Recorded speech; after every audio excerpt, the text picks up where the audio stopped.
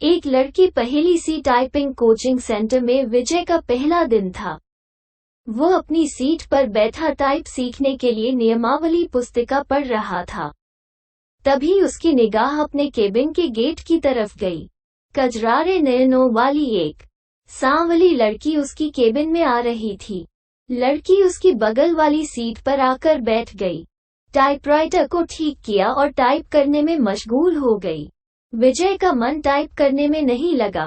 वो किसी भी हालत में लड़की से बातें करना चाह रहा था। वो टाइपराइटर पर कागज लगाकर बैठ गया और लड़की को देखने लगा। लड़की की अंगुलियां टाइपराइटर के कीबोर्ड पर ऐसे पड़ रही थी जैसे हारमोनियम बजा रही हो। क्या देख रहे हो? थोड़ी देर बाद लड़की गुस्से से बोली, आपको टाइप करते हुए देख रहा हूँ। यहाँ क्या करने आए हो? टाइप सीखने। ऐसे सीखोगे? लड़की के स्वर में तल्खी बरकरार थी। मेरा आज पहला दिन है, इसलिए मेरी समझ में कुछ नहीं आ रहा है। आप टाइप कर रही थी तो मैं देखने लगा कि आपकी अंगुलियां कैसे पड़ती हैं कीबोर्ड पर। आपको टाइप करते देखकर लगा मैं भी सीख जाऊंगा। यदि इसी तरह मुझे ही देखते रहे तो आपकी यह मनोकामना कभी पूरी नहीं होगी। लड़की फिर टाइप करने में जुट गई। विजय भी कीबोर्ड देखकर टाइप करने लगा। टाइप करने में उसका मन नहीं लग रहा था। वे बेचैनी सी महसूस कर रहा था। 10 मिनट बाद ही उसने टाइपराइटर का रिबन फंसा दिया। रिबन तो फंसेगा ही जब ध्यान कहीं और होगा। लड़की उसके टाइपराइटर को थोड़ा अपनी ओर खींचकर रिबन ठीक करने लगी। इसी बीच रिबन नीचे गिर गया। वो उसे उठाने के लिए झुकी तो उसके गले से चुन्नी गिर गई। रिबन उठाने के लिए विजय भी झुका था। उसकी निगाह अकस्मात ही लड़की के उरोजों पर चली गई। वो सकपका गया। लो, ठीक हो गया, लड़की ने कहा तो उसकी चेतना लौटी। लड़की फिर टाइप करने में लग गई, लेकिन विजय का मन टाइप में नहीं लगा। वो लड़की से बात करने की ताक में ही लगा रहा। मन नहीं लग रहा है। अचानक लड़की ने उससे पूछा तो बाछें खिल गईं। लगता है कि सीख भी नहीं पाऊंगा। आसार तो कुछ ऐसे ही दिखते हैं। आपका नाम? विजय ने बात को बढ़ाने के लिए सवाल कर दिया। सरिता। अच्छा नाम है, लेकिन मुझे इस नाम से नफरत है। क्यों? कोई एक कारण हो तो बताएं। ये कहते हुए सरिता अपनी सीट से उठी और पस कंधे पर टांगते हुए केबिन से बाहर निकल गई। विजय उसे जाते हुए देखता रहा। उसके जाने के बाद उसने टाइपराइटर पर डाली। टाइपराइटर उसे उदास लगा और दुनिया बदल गई। इसी दिन से विजय हवा में उड़ने लगा। रातों को छत पर घूमने लगा, तारे गिनता और उनसे बातें करता। चांदनी रात में बैठकर कविताएं लिखता। गर्मी की धूप उसे गुनगुनी लगने लगी। दुनिया गुलाबी हो गई तो जिंदगी गुलाब का फूल। आंखों से नींद गायब हो गई। वो ख्यालों ही ख्यालों में पैदल ही कई कई किलोमीटर घूम आता। अपनी इस स्थिति के बारे में उसने अपने एक दोस्त को बताया तो उसने कहा, गुरु तुम्हें प्यार हो गया है। दोस्त की बात सुनकर उसे अच्छा लगा। अगले दिन विजय ने सरिता से कहा कि आप पर एक कविता लिखी है, चाहता हूं कि आप इसे पढ़ें। ये भी खूब रही। जान न पहचान, तू मेरा मेहमान। कितना जानते हैं आप मुझे? जो भी जानता हूँ उसी आधार पर लिखा हूँ। सरिता उसकी लिखी कविता पढ़ने लगी। सरिता। कल कल करके बहने वाली जलधारा लोगों की प्यास बुझाती, किसानों के खेतों को सींचती, राह में आती है बहुत बाधा फिर भी मिलती है सागर से उसके प्रेम में। सागर साहिल पर पटकता है सिर, उनके प्रेम की प्रगाढ़ता का प्रमाण। पूर्णमासी की रात में उठने वाला ज्वार भाटा सरिता है तो सागर है। सरिता के बिना रेगिस्तान हो जाएगा सागर। सागर के प्रेम में सरिता लांघती है पहाड़ पठार और मानव निर्मित बाधाओं को। कविता के नीचे उसने विजय की जगह सागर लिखा था। सरिता ने उसे देखा और कागज विजय की तरफ बढ़ा दिया। विजय ने कहा कि मैं चाहता हूं कि आप इसे टाइप कर दें। इसे छपने के लिए भेजना है। सरिता कुछ नहीं बोली। कागज को सामने रखकर टाइप करने लगी। विजय उसे देखता रहा। इस बात का आभास सरिता को भी था कि विजय उसे ही देख रहा है, लेकिन उसने कोई विरोध करने के बजाय पूछा कि आप कवि हैं? बनने की कोशिश कर रहा हूँ। कवि भगोड़े होते हैं, सरिता ने उसकी ओर देखते हुए कहा। उसकी इस टिप्पणी से विजय सकपका गया। कवि अपने सुख के लिए कविता रचता है। रचते समय वो कविता के बारे में सोचता है, उसके बाद वह कविता को उसके हाल पर छोड़ देता है। कविता जब संकट में होती है तो कवि कविता के पक्ष में खड़ा नहीं होता। यह आप कैसे कह सकती हैं? मैं समझती हूँ कि आदमी की जिंदगी भी एक कविता है। मेरी जिंदगी एक कविता है। मेरी जिंदगी मुझे अच्छी नहीं लगती, इसलिए कविता भी मुझे अच्छी नहीं लगती। अरे वाह, आप तो कवि हैं। अभी आपने जो कहा वो तो कविता है। कविता नहीं, कविता का प्रलाप है, उसकी वेदना, जो उस कवि के कारण उपजी है जिसने मेरी जिंदगी की रचना की। इतना कहकर सरिता केबिन से बाहर चली गई। कैसी है ये? विजय ने सरिता के टाइपराइटर को देखा। लगा जैसे टाइपराइटर किसी शोक गीत की रचना में मशगूल है। प्यार की खुशबू। आज उन्होंने बातें अधिक की। उनके वार्तालाप को देखकर टाइपिंग इंस्टीट्यूट चलाने वाली मैडम ने उनके पास आकर कहा कि आजकल तो तुम काफी खुश हो सरिता। बदले में सरिता केवल मुस्कराई। विजय भी मुस्कुराया। तो क्या मेरे प्यार की गंध इसे भी लग गई? अगले दिन सरिता जब इंस्टीट्यूट आई तो काफी सजी धजी थी। नया गुलाबी सूट पहने थी। बालों का स्टाइल बदला हुआ था। विजय को सरिता का ये बदला रूप अच्छा लगा। वो अपनी भावनाओं को दबा नहीं पाया। बोला, काफी सुंदर लग रही हो। जवाब में जब सरिता ने मुस्कराते हुए थैंक यू का फूल जब उसकी तरफ फेंका तो उसकी इच्छा हुई कि वह खड़ा होकर नाचने लगे और जोर जोर से चिल्लाए कि उसे प्यार हो गया है। ग्रह नक्षत्रों की चाल। आदमी जब निराश होता है या फिर लक्ष्य के प्रति उसकी स्थितियां साफ नहीं होती है तो वह धर्म और ज्योतिषी की शरण में चला जाता है। विजय की भी हालत कुछ ऐसी ही थी। वो सरिता को चाहने लगा था, लेकिन सरिता भी उसे चाहती है ये स्पष्ट नहीं था। वो अपनी बेरोजगारी से भी परेशान था। घर वाले शादी के लिए अलग से दबाव डाल रहे थे, लिहाजा एक दिन वो ज्योतिषी के पास चला गया। नौकरी पाने के लिए वो ज्योतिषी से नुस्खे पूछता रहता है। उसने सोचा कि प्रेम पाने के लिए भी ग्रह नक्षत्रों की चाल जान ली जाए। नौकरी के लिए तो ज्योतिषी कभी कहता है कि आपकी कुंडली में काल सर्प दोष है, जो आपके शुभ कार्यों में बाधक है। इसकी शांति के लिए घर में मोर पंख रखें और प्रतिदिन उसे 2-3 बार अपने शरीर पर घुमाएं। सोमवार के दिन चांदी से बना सर्प का जोड़ा शिवलिंग पर चढ़ाएं। नित्य श्री गणेश जी की उपासना करें। धैर्यपूर्वक ऐसा करने पर ही रोजगार प्राप्ति की संभावना बनेगी। विजय ने अभी तक उसके बताए हर नुस्खे को आजमाया, लेकिन आज तक कोई संभावना नहीं बनी। शिकायत करने पर वो कह देता है कि आप पर भाग्येश शुक्र की महादशा चल रही है। शुक्र के बलवर्धन के लिए शुक्रवार के दिन 5.5 रत्ती का ओपल चांदी में जड़वा कर दाहिनी मध्यमा में धारण करें। पंडित जी, मेरी कुंडली में प्रेम है कि नहीं? है न? बहुत है। कुंडली पर सरसरी नजर डालते हुए ज्योतिषी ने कहा, प्रेम विवाह का योग है, लेकिन कुछ बाधाएं हैं। प्रेम विवाह में क्या लफड़ा है? आप पर शुक्र की महादशा चल रही है, जो अशुभ फलप्रद है। गोचर में भी आपकी राशि पर शनि की 7.5 चल रही है। शनि शांति के लिए प्रत्येक शनिवार कुत्तों को सरसों के तेल से बना मीठा पराठा खिलाएं। ग्रह शांति के उपरांत ही प्रेम में सफलता की संभावना बन सकती है। सब ढकोसला है। इतने दिनों से आप एक नौकरी के लिए मुझसे क्या क्या नहीं करवाते रहे। मिली नौकरी? साला चपरासी भी कोई रखने को तैयार नहीं। भनाया हुआ विजय ज्योतिषी के कमरे से निकल गया। घर पहुंचते ही मम्मी कहने लगी, तुम्हारे पिता ने लड़की पसंद कर ली है। उनके दोस्त की बेटी है, बीए करके नौकरी कर रही है, तो मैं क्या करूं? शादी कर लो। बिना नौकरी मिले यह नहीं हो पाएगा, फिर तो पूरी जिंदगी कुंवारे ही रह जाओगे। बीवी की कमाई खाने से तो कुंवारा रहना ही अच्छा है।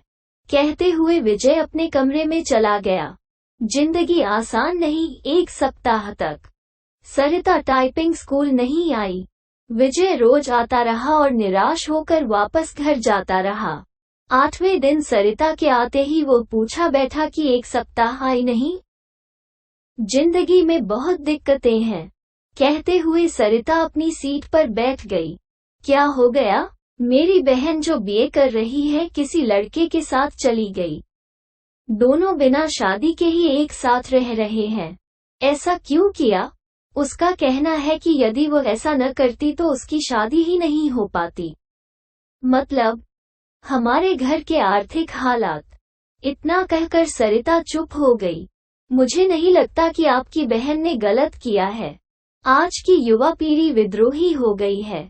वो परंपराओं को तोड़कर नई नैतिकता गढ़ रही है। समय के साथ सब ठीक हो जाएगा, पर माँ तो नहीं समझती। हाँ, उनके लिए समझना थोड़ा मुश्किल है, लेकिन आजकल सब चलता है। हमारा समाज बदल रहा है। बिना शादी के एक साथ रहना पश्चिमी परंपरा है, लेकिन अब ऐसा हमारे यहाँ भी होने लगा है। हाँ, बैठकर सपनों के राजकुमार का इंतजार करने से तो बेहतर ही है न कि जो हाथ थाम ले उसके साथ चल दिया जाए, चाहे 4 दिन ही सही। जिंदगी में बहार तो आ जाएगी।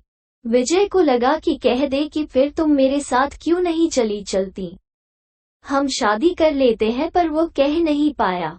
जानते हो, मेरी एक बहन 12वीं में पढ़ रही है। उसका भी एक लड़के से प्रेम चल रहा है। वे दोनों एक दूसरे से शादी करने को तैयार हैं। अगले साल बालिग होते ही शादी कर लेंगे। विजय के मन में आया कि कह दे कि अच्छा ही है, वो अपने आप वर खोज ले तो तुम्हें परेशानी नहीं होगी। वैसे भी 5,000 रुपए की नौकरी में तुम कौन सा राजकुमार उन्हें दे दोगी। अच्छा है कि वो अपने अपने प्रेमियों के साथ भाग जाएं। बातों बातों में एक दिन सरिता ने उसे बताया था कि उसके पिता की मौत हो चुकी है और वो 3 बहन हैं। उसका कोई भाई नहीं है। बहनों में वही सबसे बड़ी है। वो एक ऑफिस में काम करती है और उसे 5,000 रुपए मासिक वेतन मिलता है। दूसरी जगह काम पाने के लिए टाइपिंग सीख रही है। विजय को अपने एक दोस्त के साथ घटी ऐसी ही घटना की याद आ गई। उसके दोस्त की एक बहन अपनी बड़ी बहन के अधेड़ से ब्याह देने के बाद प्रेमी के साथ भाग गई। इसके बाद उसका दोस्त गुस्से में उबल रहा था। तब विजय ने कहा था कि शांत रहो यार, वे दोनों जहां हो कुशल से रहें। उसने जो किया अच्छा ही किया। तुम कौन सा उसे राजकुमार से ब्याह देते। आखिरकार जिंदगी उसकी है, जीना उसे है, इसलिए निर्णय भी उसे ही लेना चाहिए। दोस्त के बड़े भाई ने भी विजय की बात का समर्थन किया था, लेकिन थोड़ा दार्शनिक अंदाज में कहा था कि होनी को यही मंजूर था। मैं भी सोचती हूँ कि एक बहन ने जो किया ठीक ही है, दूसरी जो करेगी वह भी अच्छा ही है। जीवन यदि संघर्ष है तो करो। प्रेमी से पति बना व्यक्ति भी धोखा दे सकता है। जीवन नरक बन सकता है और माता पिता का खोजा राजकुमार भी यही करता है। लेकिन माँ नहीं मानती, सोचती बहुत है और तबीयत खराब कर लेती है। पुराने जमाने की है न। हद तो ये हो गई कि वह मुझसे कहने लगी है कि तू भी किसी के साथ भाग जा। मैं उन्हें इस हाल में छोड़कर किसके साथ। रो पड़ी सरिता। विजय की समझ में नहीं आया कि वो क्या कहे और क्या करे। स्थिति को सरिता समझ गई तो खुद पर काबू किया और फिर से टाइप करने लगी। 10 मिनट बाद सरिता उठी और बिना बोले ही चली गई। विजय की इच्छा हुई कि वो उसके पीछे पीछे चला जाए, लेकिन वो बैठा रहा और उसे जाते देखता रहा। मूसलाधार में बिजली का गिरना, आसमान में काले बादल घिर आए थे। इस कारण परिवेश में अंधेरा पसर गया था। रह रहकर आसमान में बिजली चमकती और बादल गरजते। ऐसे मौसम में भी विजय टाइपिंग स्कूल जाने के लिए तैयार था। वो सरिता से मिलना चाहता था। जब वो घर से निकला तो बूंदाबांदी शुरू हो चुकी थी। फिर भी वो तेज कदमों से टाइपिंग स्कूल की तरफ बढ़ने लगा। कुछ ही दूर गया होगा कि बारिश तेज हो गई। सड़क पर चल रहे लोग भागकर किसी छांव में खड़े हो गए, पर वो अपनी मस्ती में भीगता हुआ चलता रहा। इंस्टीट्यूट पहुंचकर उसे पता चला कि सरिता नहीं आई है। इतनी बारिश में आने की क्या जरूरत थी? मैडम ने विजय से कहा, आप नहीं समझेंगी, सब समझती हूँ, लेकिन अब सरिता यहाँ कभी नहीं आएगी। क्यों? आपको कैसे पता? उसका फोन आया था। उसने कहा कि यदि आप आओ तो बता दूं। वो कभी नहीं आएगी। विजय की आवाज किसी कुएं में से आती लगी। विजय टाइपिंग स्कूल से बाहर आया। बाहर मूसलाधार बारिश हो रही थी। जैसे ही उसने नीचे की ओर कदम रखा, जोर से बिजली चमकी और बादल गरजने लगा। विजय संज्ञा शून्य सा भीगता हुआ घर की तरफ चल पड़ा। उसने सोचा कि वो सरिता के घर जाएगा, लेकिन उसके घर का पता तो मैडम दे सकती हैं। ये सोचकर वापस पलटा, लेकिन तब तक टाइपिंग स्कूल बंद हो चुका था। भीगते हुए घर पहुंचा, तब तक उसका शरीर बुखार से तपने लगा। लगभग 15 दिन वो चारपाई पर पड़ा रहा। जब कुछ ठीक हुआ तो 20वें दिन टाइपिंग स्कूल पहुंचा। मैडम नहीं मिली। ये सिलसिला 15 दिनों तक चला। 16वें दिन उसे मैडम मिली। उसे देखते ही बोल पड़ी कि काफी कमजोर हो गए हो। उस दिन बारिश में भीगा तो बीमार हो गया। विजय ने मैडम से सरिता के घर का पता मांगा तो उसने एक कागज पर लिखा और विजय को थमा दिया। मैडम को धन्यवाद बोलकर विजय चल पड़ा। वो आज ही सरिता से मिलना चाहता था। जब वह मैडम के दिए पते पर पहुंचा तो वहां ताला लगा था। पड़ोसियों से पूछने पर पता चला कि सरिता यहीं रहती थी, लेकिन अब मकान बेचकर चली गई है। कई लोगों से पूछने के बाद भी विजय को उसका नया पता नहीं मिला। निराश होकर वो घर लौट आया। सरिता के इस व्यवहार से उसे काफी धक्का लगा। उसे कुछ समझ नहीं आ रहा था कि सरिता ने ऐसा क्यों किया। वो सरिता की याद में कविताएं लिखने लगा। एक दिन उसने एक सपना देखा और उसके भावों को कविता के रूप में कागज पर लिखा। सरिता जो निकली अपने उद्गम स्थल से, सागर की चाह में चली, द्रुतगति से सामने आ गया। पहाड़ टकराने के बाद बदल लिया अपना मार्ग। मार्ग था लंबा, पहाड़ों की श्रृंखला थी, पठार और पथरीली जमीन भी, आदमी भी खड़ा था फावड़ा लिए। बांध बनाने को तत्पर, खेत सींचने के लिए चाहिए उसे पानी, पीने के लिए भी बिजली भी तो चाहिए, घर रोशन करने के लिए, कारखाने चलाने के लिए, कारखानों के कचरे को बहाने के लिए भी चाहिए उसे नदी। प्रकृति से लड़ते नहीं थकी वह बहती रही अविरल, दिल में सागर से मिलने की चाह लिए।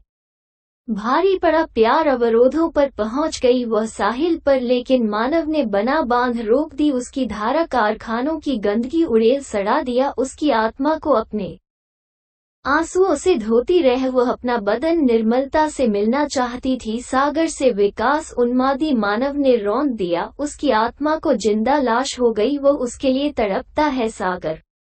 साहिल पर पटकता है अपने सिर को उसने तो दम तोड़ दिया। मानव के विकास में सागर भेजता है बादलों को उसे पुनर्जीवित करने के लिए। वह जानता है बेवफा नहीं है वह, सच्चा है उसका प्यार, कैद है वह मानव के विकास में। बरसते हैं बादल, उफनती है नदी, मानव को दिखाती है अपना विकराल रूप। मिलते ही प्यार की ताकत तबाह कर देना चाहती है वह, मानव सृष्टि को बदला लेना उसकी प्रकृति नहीं, भागती है तेज गति से सागर की ओर, बाहें फैलाए स्वागत करता है सागर। बताना चाहती है अपने कष्टों को वो, लेकिन कुछ भी नहीं जानना चाहता सागर। जानता है वह मानव स्वभाव को, उसका भी तो पाला पड़ा है इस स्वार्थी प्राणी से। विजय की इस कविता को पत्रिका में छपे 1 माह से अधिक हो गया है, लेकिन उसके पास इस बार भी अब तक सरिता का कोई पत्र या फोन नहीं आया है। उसे उम्मीद है कि एक न एक दिन सरिता उससे संपर्क जरूर करेगी। जब से वो कविता प्रकाशित हुई है तब से वो फोन की प्रत्येक घंटी पर चौंक जाता है। यही नहीं, हर रोज पोस्टमैन का बेसब्री से इंतजार करता है, और जब उसके आने का समय खत्म हो जाता है तो वो उदासी के समुद्र में डूब जाता है। Thank you.